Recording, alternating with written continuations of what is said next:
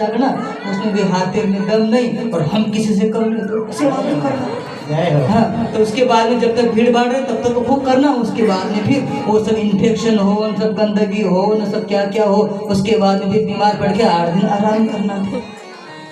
अबे रमेश नहीं बोल रहा हूँ, लेकिन तो फिर बहुत गंदगी होती थी।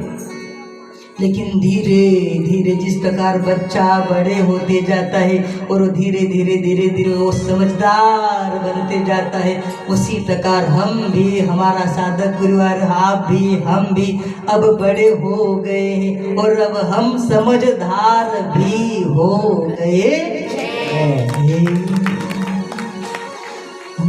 तो अभी गुरु पूर्णिमा भी होती है तो उतनी गंदगी नहीं होती जो उस समय होती थी। उस समय तो सच में यदि गुरु पूर्णिमा के 2 दिन बाद आप कभी आकर वहाँ खड़े हो ना आश्रम में, तो आप नाक को पकड़ कर घूमोगे क्योंकि इतना बांस आता था वो सब फेंका हो। लेकिन अब वैसा नहीं है, अब साधक परिवार समझदार हो गया है।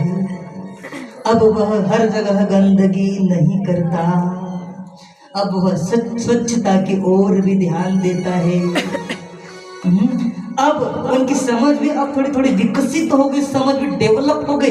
अब वो आश्रम को आश्रम नहीं समझते, अब वो आश्रम को अपने बापू का घर, अपना घर समझते हैं। अब हम अपने घर में गंदगी नहीं करेंगे, आए हैं तो साफ सफाई करके जाएंगे। हमने पूर्णिमा के दिन देखा एक माता जो बोरी तरफ से आती है, उसकी जोड़ी, माला, आसन और उसके हाथ में एक झाड़ू भी। हे भगवान की झाड़ू तुम पास हो सकते हो? हाँ महाराज जी, आपने कहा ना पहले झाड़ू मिले न मिले। अब कुछ माताएं पूर्णिमा के दिन तुमको सुनकर हंसी भी आएगी, अच्छा भी लगेगा, थोड़ा सा शर्म भी लगेगी, ऐसे भी सेवादारी लोग आओ है। अब वो पूर्णिमा के दिन आते हैं, झोली टांग कर आते, अपना माला, अपने आसन, कोई दराती भी लेकर आते और कोई घर से झाड़ू लेकर आते कि अपने झाड़ू लिए की सेवा में लगे। वहां मिले न मिले इतनी भीड़ भाड़ में तो क्योंकि वाह भाई वाह, क्या उनकी समझ विकसित हुई है, क्या समझ डेवलप हुई है इनकी। और मुझे बहुत खुशी है कि अब हमारे साधक परिवार के बुजुर्गजन भी बहुत सक्रिय हो गए हैं और बुजुर्गों से ज्यादा हमारी युवा शक्ति बहुत सक्रिय हो गई है। युवाओं की शक्ति और बुजुर्गों की युक्ति, ये दोनों मिल जाए तो साधक परिवार के विकास को दुनिया की कोई ताकत रोक नहीं सकती। गोपाल कृष्ण भगवान। हमारे ओजरा में कथा हुई, हमारे राधे चंद्र जी महाराज की, वहाँ की युवा टीम ने कितना बढ़िया कार्यक्रम किया। हमारे पोखराबाद की युवा टीम कितना बढ़िया वो प्रभात फेरी करते। 10 नवल की युवा टीम, हमने पिपली की भी बोलो युवा टीम, लाखापुर की भी। अब हर जगह युवा टीम बनाकर उनका कमान हाथ में लेकर उनसे सतत संपर्क में रहना है। अब हमारा साधक परिवार क्या हो गया है? बड़ा हो गया है, समझदार हो गया है। इसलिए 10 नावल से एक चीज ध्यान रखो, तक्षक के दंश से बचना हो तो हे 7 टांडा वालों, जिस प्रकार परीक्षित को तक्षक से बचना था तो उन्होंने 7 दिन की कथा सुनी। कितने दिन की सुनी? 7 दिन की। इसीलिए 7 टांडे बन गई इधर। सोच ले जो भैया, हो सकता है, कल्पना करने में क्या हो सकता है।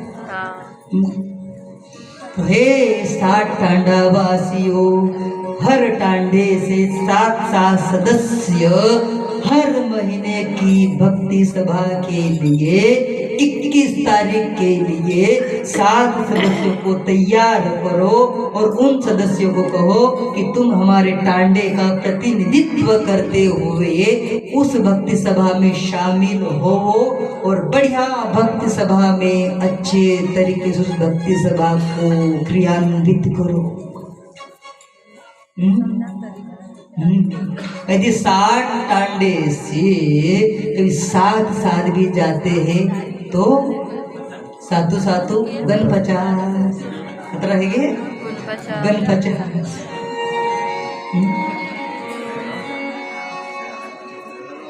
अच्छा है, बहुत अच्छा है।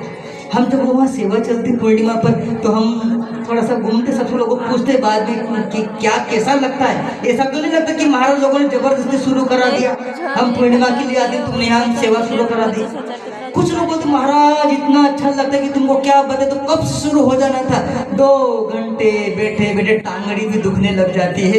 इसी बहाने हमारा घूमना फिरना भी हो जाता है, घूमना फिरना भी हो जाता है और उसमें सेवा भी हो जाती है। आधा घंटा हमारी सेवा होने का बढ़िया भूख भी लगती, बढ़िया भोजन करते, अच्छा है।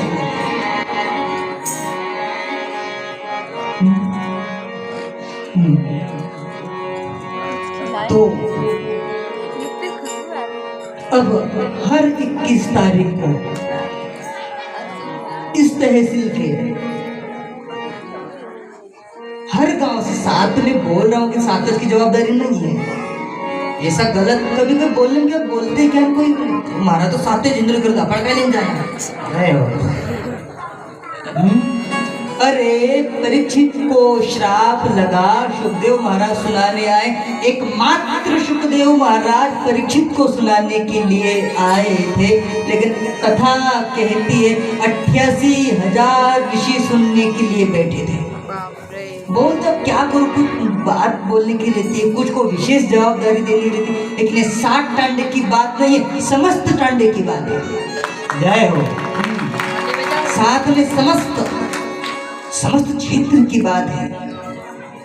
हम सब मिलकर जो जहां से भी हो, हर गांव से सातस की बात नहीं, हर गांव से कुछ न कुछ 5 सदस्य 7 सदस्य अपनी 21 तारीख की जानकारी लेकर, अब ये बहाना नहीं बनाना कि हमको तो फोन आया नहीं। ध्यान रखो 21 तारीख है तो हर गांव के लोगों ने अपनी तरफ से फोन लगाकर पूछना चाहिए कि 21 तारीख का श्रीफल कहाँ है, 21 तारीख की भक्ति सभा कहाँ है, हम कहाँ पर आए। जो जवाबदार लोग हैं उनको फोन लगाकर पूछो। ये नहीं सोचना है कि मास्टर का तो फोन आया नहीं,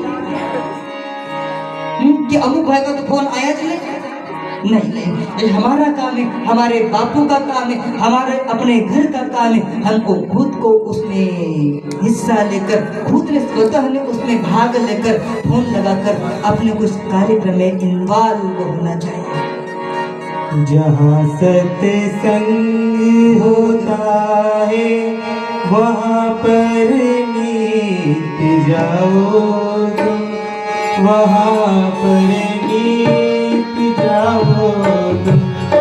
जहाँ सत्संग होता है वहाँ पर नीत जाओ, वहाँ पर नीत जाओ। जहाँ पर सत्संग होता है वहाँ पर नित्य जाओ तुम। मैं समस्त लोगों से बार बार यही कहूँ, हर भक्ति सभा में, जिस तहसील की जो भक्ति सभा हो, उस परिसर के लोग अपना समय निकालकर एक दिन अपने गुरु कार्य में लगाओ, एक दिन अपने गुरु कार्य में लगाओ और उस निमित्त आश्रम की जो भी गतिविधियां हैं, सब सतत सावधान रहकर अपने आश्रम की गतिविधियों पर चर्चा करो। चलो, ये ज्यादा न कहते हुए अब अपनी वाणी को यहाँ विराम दूं और मैं चाहता हूँ कि कुछ 2-4 भाई लोग आप भी अपने भक्ति सभा के विषय में, कुछ 1-2 भाई लोग, 2-3 लोग आप भी अपना विचार जरूर रखें। चलो माँ बस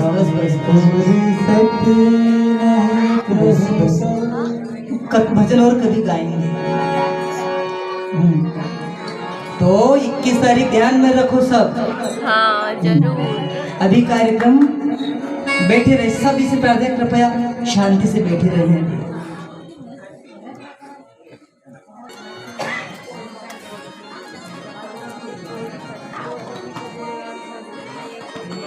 पहले ना सभी यूट्यूब पे डाल दूँ, सभी लिंक सेंड कर दूँ। अभी बेटा उतार देना चाहिए अभी, है ना? आरती के बाद चलो।